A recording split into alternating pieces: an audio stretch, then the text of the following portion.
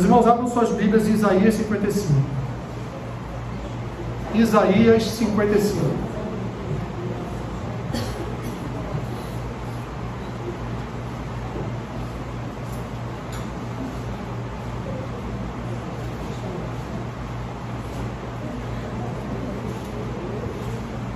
Isaías capítulo 55.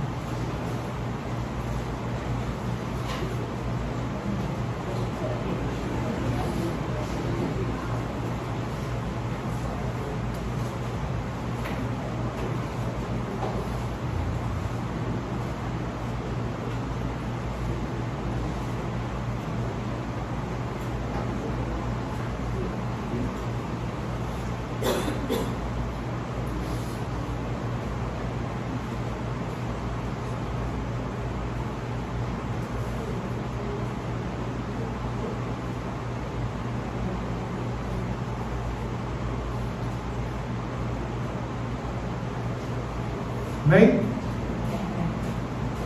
Isaías capítulo 55 tem um título que diz assim: graça oferecida gratuitamente a todos. Todos vós os que tendes sede, vinde às águas, e vós os que não tendes dinheiro, vinde, comprai e comei. Sim, vinde e comprai, sem dinheiro e sem preço, vinho e leite. Por que gastais o dinheiro naquilo que não é pão, e o vosso suor naquilo que não satisfaz? Ouve-me atentamente, comei o que é bom, e vos deleitareis com finos manjares. Inclinai os ouvidos e vinde a mim, ouvi, e a vossa alma viverá. Porque convosco farei uma aliança perpétua, que consiste nas fiéis misericórdias prometidas a Davi. Eis que eu o dei por testemunho aos povos, como príncipe e governador dos povos. Eis que chamarás a uma nação que não conheces, e uma nação que nunca te conheceu correrá para junto de ti, por amor do Senhor teu Deus e do Santo de Israel, porque este te glorificou. Buscai o Senhor enquanto se pode achar, invocai-o enquanto está perto. Deixe o perverso o seu caminho, o iníquo os seus pensamentos, converta-se ao Senhor, que se compadecerá dele, e volte-se para o nosso Deus, porque é rico em perdoar. Porque os meus pensamentos não são os vossos pensamentos, nem os vossos caminhos os meus caminhos, diz o Senhor. Porque assim como os céus são mais altos do que a terra, assim são os meus caminhos mais altos do que os vossos caminhos, e os meus pensamentos mais altos que os vossos pensamentos. Porque assim como descem a chuva e a neve dos céus, e para lá não tornam, sem que primeiro reguem a terra e a fecundem e a façam brotar, para dar semente ao semeador e pão ao que come, assim será a palavra que sair da minha boca. Não voltará para mim vazia, mas fará o que me apraz e prosperará naquilo para que a designei. Saireis com alegria, e em paz sereis guiados. Os montes dos outeiros romperão em cânticos diante de vós, e todas as árvores do campo baterão palmas. Em lugar de espinheiro crescerá o cipreste, e em lugar da sarça crescerá a murta, e será isto para a glória do Senhor, e memorial eterno, que jamais será extinto. Senhor, fala ao teu povo nesta manhã, através desta porção da tua palavra. É o que eu te peço, em nome de Jesus. Amém.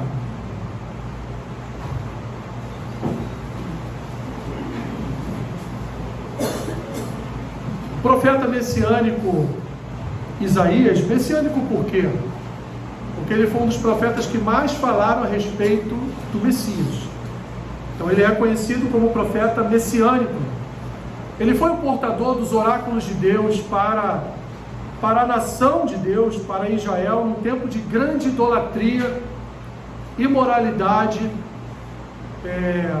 corrupção, falta de ética e tantos outros males que atingiam aquela sociedade, mas principalmente, meus irmãos, o pecado referente à idolatria.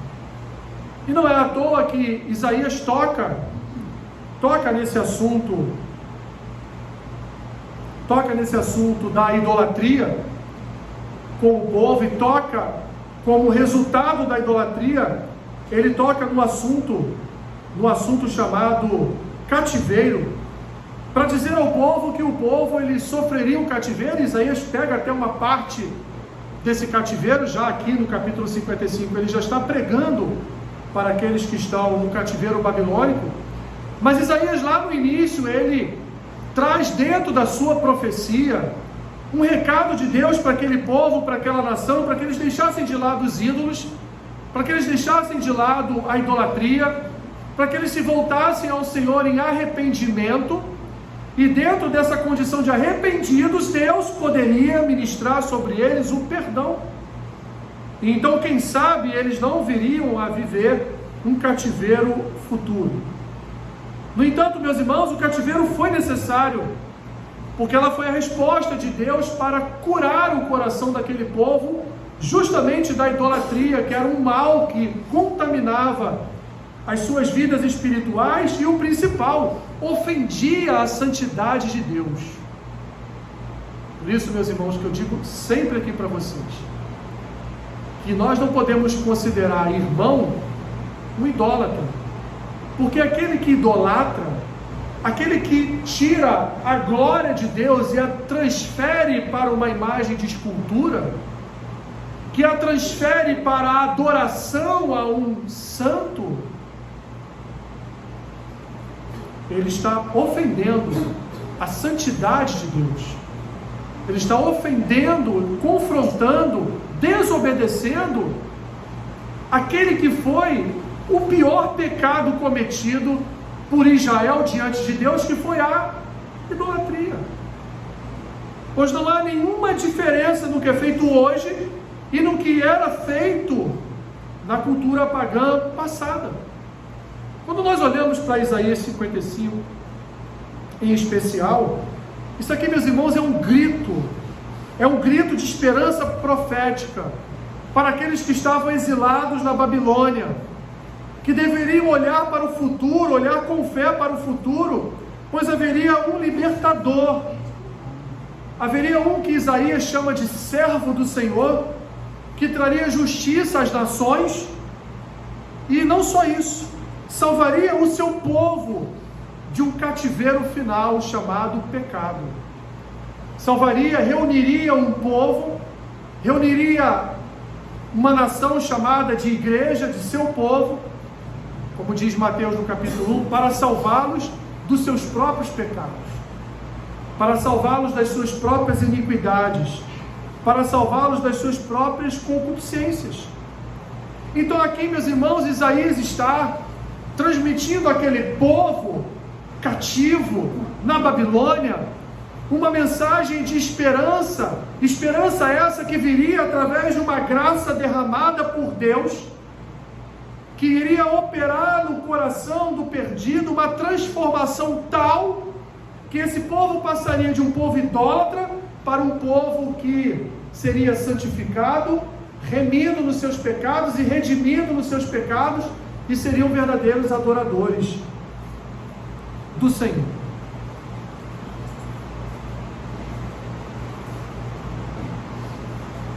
Isaías traz essa promessa do derramar de uma graça inigualável, do derramar de uma graça que estaria ali à disposição daqueles a quem ela alcançaria.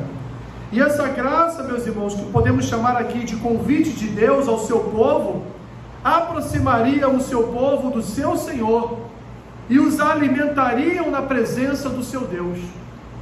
Essa graça, meus irmãos, que um dia alcançou cada um de nós, porque nós somos fruto da profecia de Isaías 55. Desculpa. Nós somos frutos do resultado da pregação profética de Isaías 55. Porque Isaías 55 está falando de todos nós. Isaías 55 está falando do povo redimido do Senhor. Isaías 55 está falando de um povo que seria agraciado com essa graça maravilhosa, inigualável, e a partir então do alcance dessa graça em seus corações, eles se arrependeriam dos seus pecados, se voltariam para o Senhor e passariam a fazer parte de uma comunidade de fé, parte de um povo cheio de esperança por uma vida eterna. Um povo cheio de esperança e confiança na obra de um Messias. Na obra de vida, morte e ressurreição de um Messias.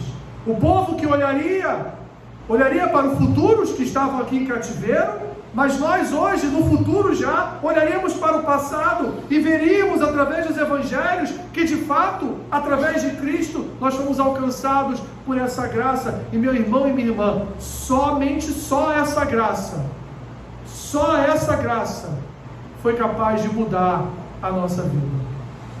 Sem essa graça, nós ainda seríamos escravos dos nossos delitos e dos nossos pecados.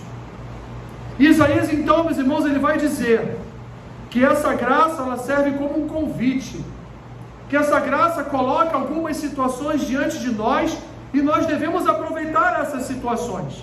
Eu poderia até no primeiro momento, na primeira parte da pregação de Isaías, que vai do versículo 1 ao versículo 5, chamar aqui num subtítulo de alimentem-se de Deus e não do mundo.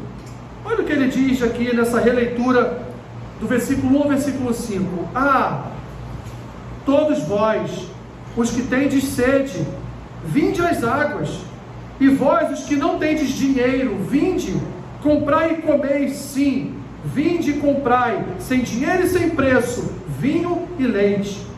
Por que gastais o dinheiro naquilo que não é pão, e o vosso suor naquilo que não satisfaz? Ouve-me atentamente, comei o que é bom, e vos deleitareis com finos manjares. Inclinai os ouvidos e vinde a mim. Ouvi e a vossa alma viverá. Porque convosco farei uma aliança perpétua, que consiste nas fiéis misericórdias prometidas a Davi. Eis que eu o dei por testemunho aos povos, como príncipe e governador dos povos. E eis que chamarás a uma nação que não conheces, e uma nação que nunca te conheceu correrá para junto de ti. Sabe que nação é essa? Sabe? Não é a Inglaterra, não é a Irlanda, não é o Brasil, não é o Paraguai, não é a Argentina, é a igreja. Essa é a nação que não conhecia o descendente de Davi. Essa é a nação que não conhecia a Deus e foi convidada e passou a conhecer, passou a andar na presença. Meus irmãos, o que Isaías diz no versículo 1 ao 5 é de uma urgência para nós desesperadora. A sede, ela é uma oportunidade de beber da fonte de Deus. Ele está chamando principalmente aqui aqueles que têm sede, está dizendo: vinde às águas. Que águas são essas, meus irmãos? Você vê alguma água saindo do trono de Deus? Você vê com seus olhos? Você se banha em alguma água que desce só a chuva, né? A chuva você se molha, mas se alguma outra água. Isaías está convidando o povo a se voltar para a palavra. Isaías está convidando o povo: olha, há uma palavra dada gratuitamente a vocês, que vocês podem se alimentar todos os dias, mas só se alimenta dessa palavra quem tem sede. Só se alimenta dessa palavra quem anseia por se alimentar dessa palavra. Só bebe dessa água, meu irmão e minha irmã, quem é como aquela corça do salmista, que tem sede, e sede, e sede. Meu irmão e minha irmã, o crente, ele padece de sede o tempo todo. Pois o crente que não tem sede, ele não bebe da fonte de Deus. O crente que não tem o seu coração sedento o tempo todo pela palavra do Senhor, sedento o tempo todo pela manifestação de Deus na sua vida, sedento o tempo todo por dobrar o seu joelho e estar diante da face de Deus todos os dias. Esse crente que não tem essa sede, ele não tem água para beber. Quantos aqui já mergulharam em valão? Já tomaram banho de valão? Tudo Nutella, né? Eu já, gente. Vocês olham para essa minha cara aqui, vocês acham que eu fui criado com pão de mel? Mas lá na rua Marli, uma rua perto da 13 de maio, quantas vezes eu mergulhei naquele valão ali junto com colegas. Só não podia mergulhar às 5 da tarde porque a Leite Vigor da Coronel Francisco Soares jogava o leite estragado, ou o leite que sobrava todinho naquele valão, e o valão ficava todo branco. Aí a gente não podia entrar nessa hora. Mas quando o valão estava limpo, ó.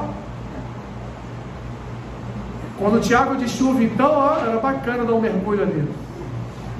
E vocês, Nutelas, não sabem o que é isso. Isso é infância. É aquela água que a pessoa que não tem sede vai beber. Uma água suja, rota, uma água do mundo. Por isso que Isaías, meus irmãos, ele está dizendo aqui, olha, você que tem sede, você que anda na presença de Deus, você que ama as Escrituras, você que ama adorar ao Senhor, você que ama a sua igreja, vem, porque a água está à disposição, as torrentes de água estão sendo derramadas pelo Senhor, ela está à sua disposição, e ela é de graça, você não vai pagar absolutamente nada. Então, para de gastar o teu dinheiro com água contaminada, para de gastar o teu dinheiro com aquilo que não satisfaz, o que ele vai dizer no versículo 2, por que você está gastando dinheiro com aquilo que não é pão? Por que você está gastando dinheiro do teu suor, do teu sacrifício, com aquilo que não satisfaz a sua alma? E meus irmãos, ele não está falando aqui de dinheiro, de real não, de dólar, de euros, ele está falando de vida. Isaías está falando do coração, porque o seu coração se prende àquilo que não te satisfaz. Porque o seu coração se prende à incredulidade, porque o seu coração se prende a um candidato político, porque o seu coração se prende tanto ao seu filho, como se ele fosse o seu Deus, porque o seu coração se prende a tantas coisas que jamais satisfarão o seu coração. Quando eu tenho a oferecer a vocês a verdadeira água da vida, quando eu tenho a oferecer a vocês aquilo que de fato vai alimentar a sua alma, que é a palavra do Senhor.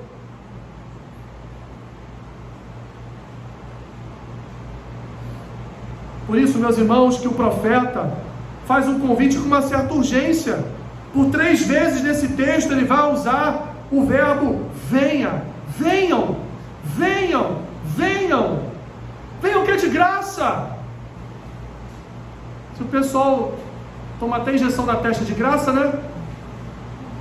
Que dirá experimentar das águas do Senhor de graça, meus irmãos, é de graça.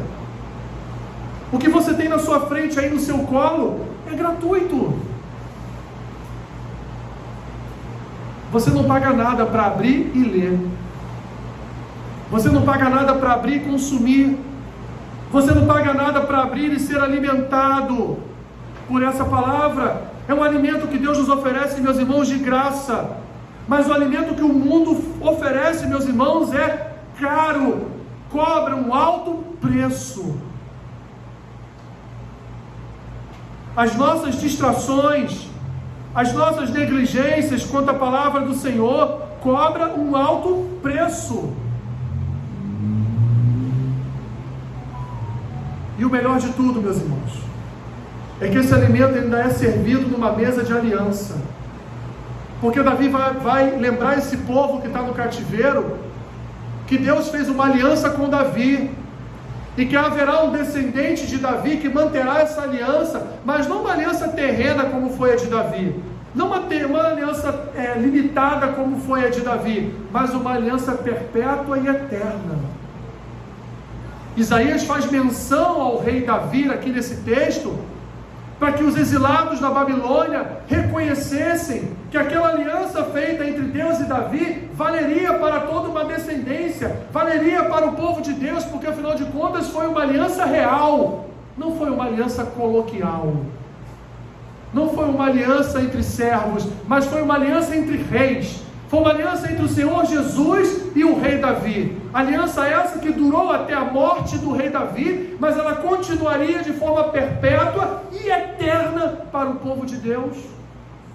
Isaías está apresentando aqui, meus irmãos, que todo esse alimento oferecido gratuitamente por Deus, ele é oferecido mediante uma aliança. Quem não tem aliança com o Senhor não senta na mesa. Quem não participa dessa aliança jamais beberá da fonte de Deus. Quem não está à mesa, aliançado, quem não foi convidado para participar dessa festa, não pode estar presente nessa festa.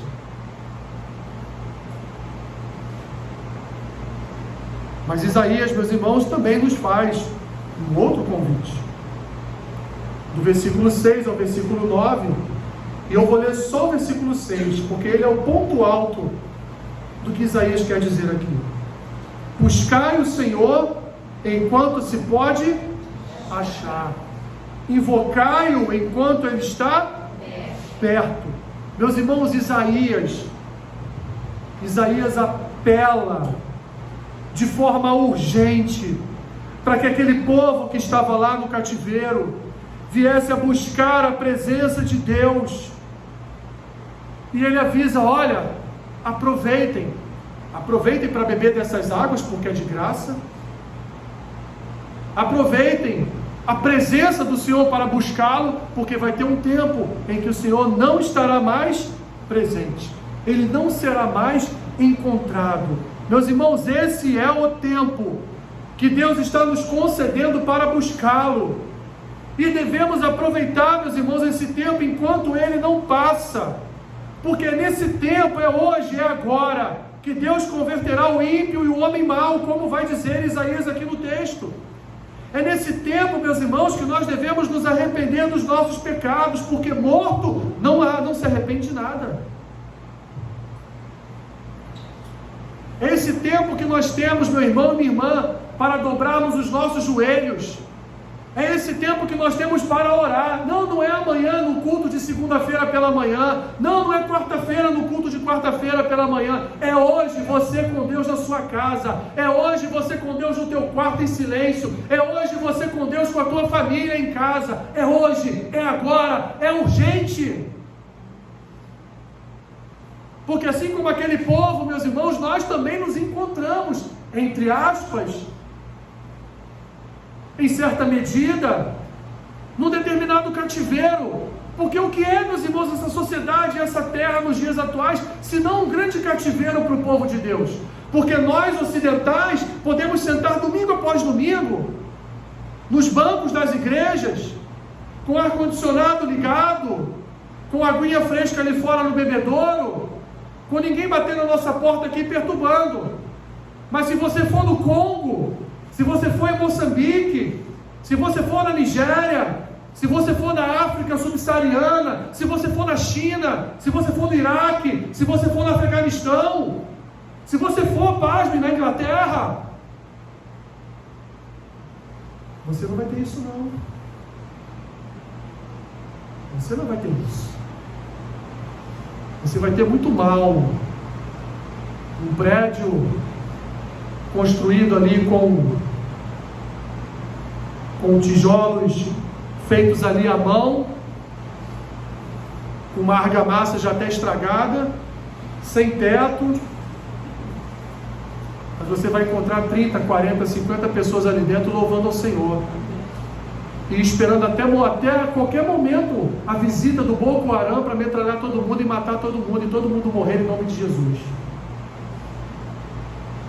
É urgente, meus irmãos, e não é para amanhã, é para hoje. E Deus vai dizer aqui, segundo o profeta Isaías: os meus pensamentos não são os vossos pensamentos, os vossos caminhos, nem os vossos caminhos, os meus caminhos. Deus está dizendo: as minhas prioridades não são as suas.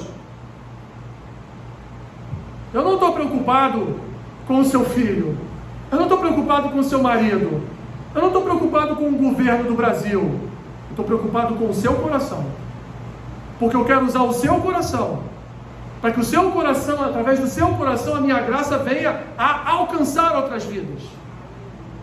A minha preocupação é com a sua alma, a minha preocupação é com a sua salvação. O meu pensamento não é como o seu pensamento. Você está preocupado com o boleto que você vai pagar amanhã, mas eu estou preocupado com a sua vida eterna. Eu estou preocupado com a sua vida espiritual, porque você não tem orado, você não tem jejuado, você nem abre a Bíblia para ler. Por que eu vou me preocupar com os seus boletos? Por que eu vou me preocupar com os seus filhos, com o seu marido, com a sua esposa, com o seu pai, com a sua mãe? Quando quem mais depende da minha preocupação é você. Então os meus pensamentos são maiores que os seus pensamentos. Os pensamentos de Deus, meus irmãos, são pensamentos para a eternidade, não são pensamentos terrenos. Deus enviou o seu Filho para salvar o seu povo dos seus pecados. Ponto. Aí, acabou. Deus não enviou o seu Filho para prosperar as pessoas. Deus não enviou o seu Filho para que fôssemos milionários nessa vida. Deus não enviou os seus filhos para que andássemos de carrões, tivéssemos casas de praia, casas de campo, viajássemos todos os anos à Europa. Não, Deus não enviou o seu Filho para isso. Deus enviou o seu Filho para converter, para salvar, para regenerar, para transformar vidas. O que adianta o homem ganhar o mundo inteiro e perder a sua alma? O que adianta viajar para a Europa todo ano e ser um ímpio?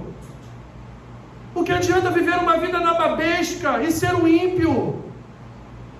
Se no final de tudo todos terminam dentro de uma caixa de madeira. O problema é como nós vamos para dentro dessa caixa de madeira. Tendo aproveitado tudo, entre aspas, de bom que a vida nos oferece e deixado Deus de lado? Ou entraremos na caixa de madeira junto com a salvação? E foi para isso que Jesus veio. Evidentemente, meus irmãos, ficar rico, viajar para a Europa, ter casa de campo, casa de praia, ter uma boa casa, tudo isso é consequência do seu trabalho. Não é isso? Tudo isso é consequência de tudo que você fez na sua vida para conquistar isso. E não há problema nenhum. O problema é onde está o coração.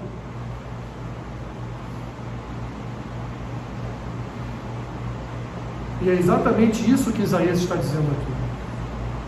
Aquele povo na Babilônia, aquele povo que pecou, aquele povo que desonrou a Deus, aquele povo que ministrou incenso a deuses do paganismo, aquele povo agora precisa ouvir a verdade. Aquele povo precisa ouvir agora que só há um Deus, há um só Senhor, um só Rei, um só Salvador, e que Ele oferece de si mesmo gratuitamente, e que Ele oferece uma palavra que é como rios sendo derramados sobre a nossa vida, nos alimentando, mas nos mantendo com sede constante o tempo todo.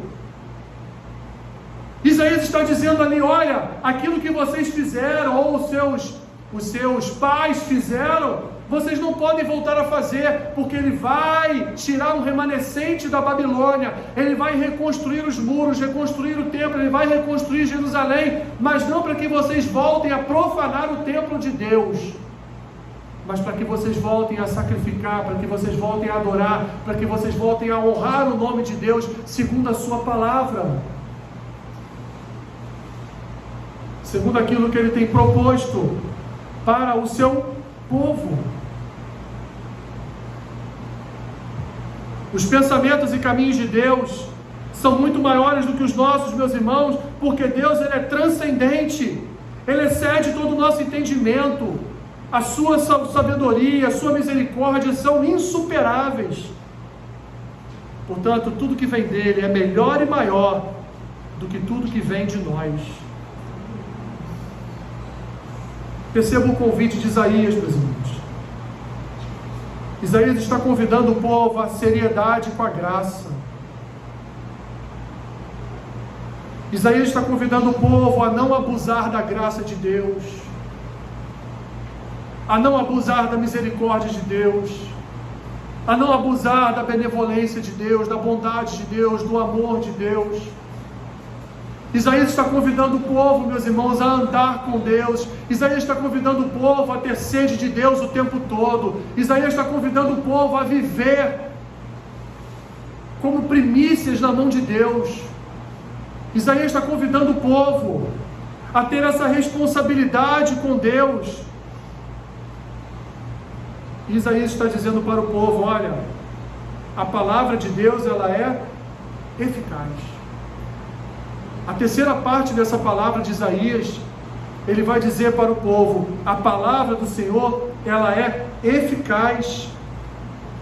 Olha o que ele diz no versículo 10, porque assim como descem a chuva e a neve dos céus, e para lá não tornam, sem que primeiro reguem a terra e a fecundem e a façam brotar, para dar semente ao semeador e pão ao que come, assim será a palavra que sair da minha boca. Ela não voltará vazia, mas fará o que me apraz e prosperará naquilo para que a designei. Que maravilha, né, meus irmãos? Chuva e neve descem, regam a terra para produzir frutos, e elas não tornam. Você já viu a neve voltar para o céu? Se você viu aí, me avisa, porque eu nunca vi. Já viu a chuva ao contrário? A chuva voltando para o céu? Nem veremos. Assim também a palavra de Deus, meus irmãos. A palavra de Deus, quando proclamada, ela não volta vazia. Tudo que eu estou falando aqui hoje, a respeito de Isaías 55, pode não estar falando absolutamente nada com 99,9% de vocês, mas pode estar falando com uma pessoa, porque a palavra de Deus, ela não volta vazia. Quando ela é proclamada, ela vai atingir alguém, ela vai alcançar o coração de alguém. As Escrituras exercem, meus irmãos, o mesmo papel que a chuva e a neve exercem na terra, as Escrituras exercem em nosso coração. O mesmo papel. Enriquece o nosso coração para a geração de frutos. Enriquece a nossa alma para a geração de vida. Por isso que Isaías está dizendo, a palavra de Deus jamais volta vazia, porque ela edifica e conduz à transformação. Isaías apresenta aqui, meus irmãos, um cenário de sequidão e improdutividade. Ele vai dizer que a terra está morta, a partir do versículo 12, 13, ele vai dizer, a terra está morta, há improdutividade, mas a palavra alimenta e rega a terra, de tal forma que ela renasce e passa a produzir frutos para a glória de Deus. Nos versículos 12 e 13, Isaías está dizendo ao povo, eu sei que vocês estão tristes. Olha, eu sei que ficar no cativeiro não é fácil. Vocês estão novamente absorvendo a cultura de uma outra nação, ou de outras nações, já que eram várias nações ali no cativeiro babilônico. Eu sei que a vida de vocês na Babilônia tem sido dura. Eu sei que vocês estão desanimados. Eu sei que está faltando esperança. Eu sei que está faltando paz. Eu sei que está faltando fé. Eu sei que vocês estão secos, vocês estão como terra improdutiva. Eu sei que vocês não estão gerando fruto algum. Mas observem que a palavra que está sendo proferida sobre a vida de vocês, ela não voltará vazia. E aí ele diz no 12, vocês sairão com alegria, e em paz vocês serão guiados. Os montes e os outeiros romperão com cânticos diante de vós, e todas as árvores do campo baterão palmas. Em lugar de espinheiro crescerá o cipreste, em lugar da sarça crescerá a murta, e será isto para a glória do Senhor, e memorial eterno que jamais será extinto. Deus está dizendo ali para o povo através do profeta, olha, o meu Espírito vai chegar até vocês, vai encher vocês de poder, vai encher vocês de glória, vai encher vocês da minha majestade, e vocês se alegrarão, viverão em paz. Vocês serão como montes e outeiros se rompendo em cânticos, vocês serão como árvores do campo batendo palmas, vocês verão a glória do Senhor, e isso será um memorial eterno na vida de vocês. Isso jamais será extinto, jamais será extinto. Isaías, meus irmãos, nos entrega um convite, e nesse convite nós somos instruídos à sua urgência, em comer da mão do Senhor, em andar na presença de Deus, e a experimentar a eficácia da sua palavra. Nesse convite, meus irmãos, nós somos aqui instruídos por Isaías, a olharmos para as nossas vidas, a reconhecermos nossas limitações, a olharmos para as nossas vidas e buscarmos todos os dias sermos aqui fonte de sede diante de Deus, de desejo pela presença do Senhor. Há muitos anos atrás, muitos anos mesmo, quando eu comecei meus primeiros passos na igreja, tinha uma... Assim que eu comecei, porque eu não me converti logo de cara, né? Mas assim que eu comecei a frequentar a igreja, vamos dizer assim, ser um crente nominal apenas, eu comecei a misturar com o pessoal do futebol. É sempre assim, né? E aí eu via no pessoal do futebol uma sede muito grande pela busca do batismo com o Espírito Santo. Isso era uma febre. Uma febre. Nós sabemos hoje, meus irmãos, que todos nós que fomos alcançados pela graça de Deus, somos batizados pelo Espírito Santo, porque o Espírito Santo vive em nós. O dom de línguas é um dom do Espírito Santo. Assim como o dom de profecias, assim como o dom de interpretação de línguas, assim como o dom, vários outros dons, né? Segundo Paulo lá registrou no livro de Coríntios. Mas, vou ser sincero para vocês, ainda que de uma forma assim muito estapafúrdia, muito assim estranha, eu vi aqueles jovens dizendo semana após semana, ontem eu fui no monte tal, ontem eu fui no monte tal. Se bem que hoje a gente vai no monte é assaltado, né? Mas assim, há 30 anos atrás seria no monte em paz. Eu fui no monte tal, tu foi fazer, fui buscar o Espírito Santo, fui buscar o batismo com o Espírito Santo, eu fui buscar a presença de Deus, eu fui buscar. E meus irmãos, os anos se passaram, eu nunca mais vi isso na igreja. Nunca mais vi isso na igreja. Não vejo ninguém assim no bate-papo informal dizer assim: ontem eu orei, estou orando para que o Senhor me conceda um dom espiritual. Estou orando para que o Senhor... Não, a gente só ouve as pessoas: eu estou orando para Deus salvar meu filho. Eu estou orando para salvar meu marido. Estou orando para salvar minha esposa. Estou orando para salvar o neto. Estou orando para Deus calar a boca do meu vizinho. Eu estou orando porque eu estou querendo comprar um imóvel e a Caixa não está querendo liberar a documentação. Pastor, me ajuda em oração. Mas eu não vejo ninguém dizer assim: pastor, eu tenho buscado todos os dias. Tem uma irmã que de vez em quando fala isso comigo, mas eu não vou dizer o nome dela não. Ela sabe quem ela é. Mas assim, não vem ninguém: pastor, eu tenho estado com tanta sede, eu tenho buscado tanta presença de Deus, eu tenho me deleitado na presença de Deus. Você tem ouvido alguém dizer isso para você? Você tem ouvido alguém dizer isso para você? Que tem se deleitado na presença de Deus? A única pessoa que eu ouço falar isso, e é no presbitério, é o bispo Walter. É a única.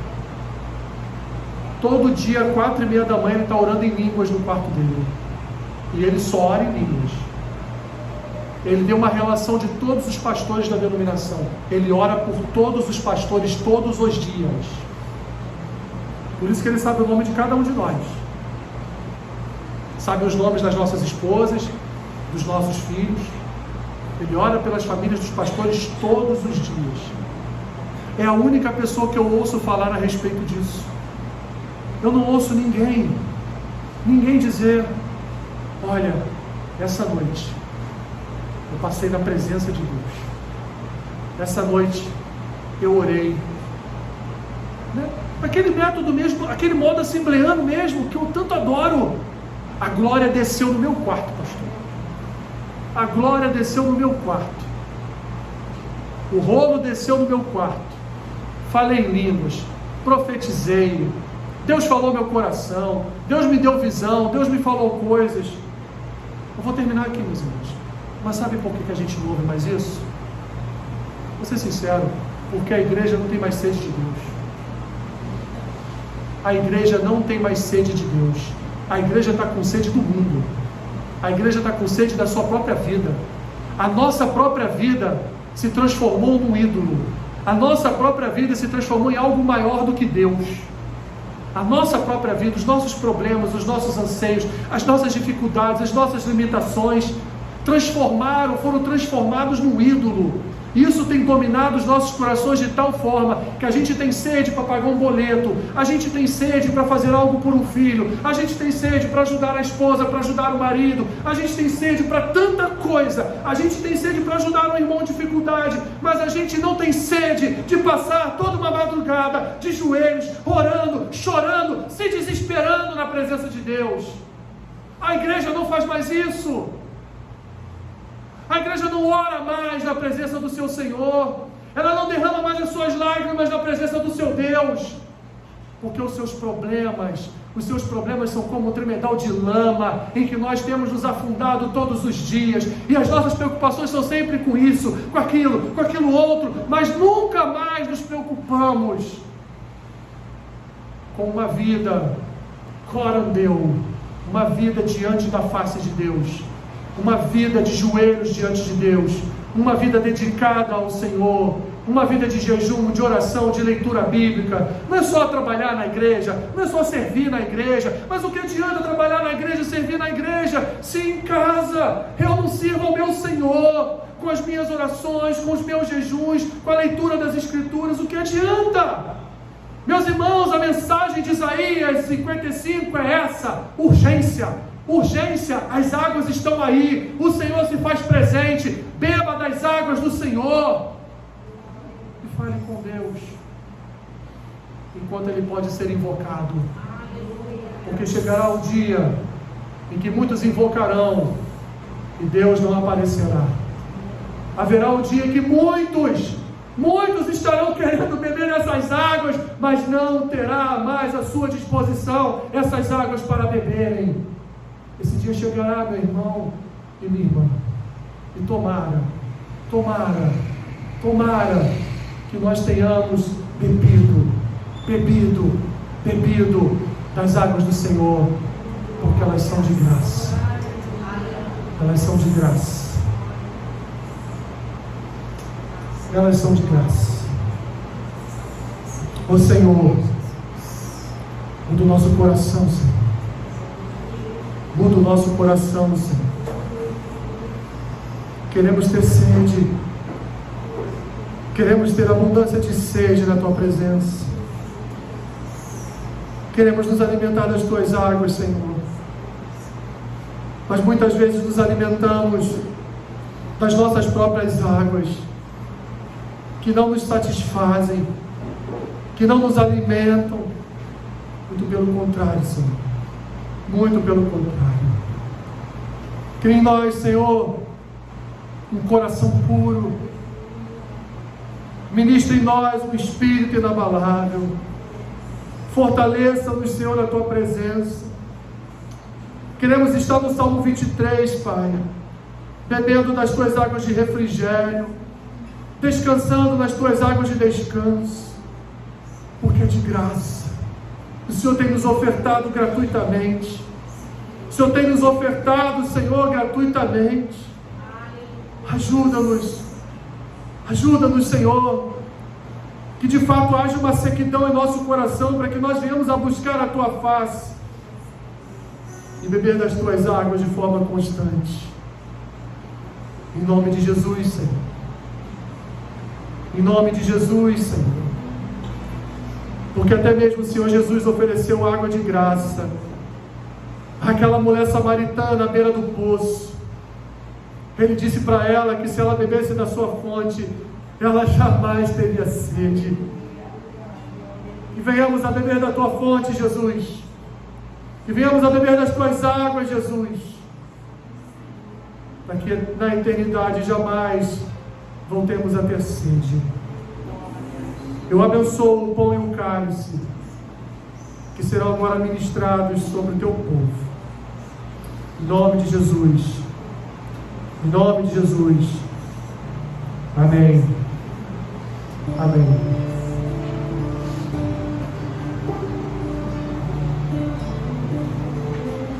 Renova-me.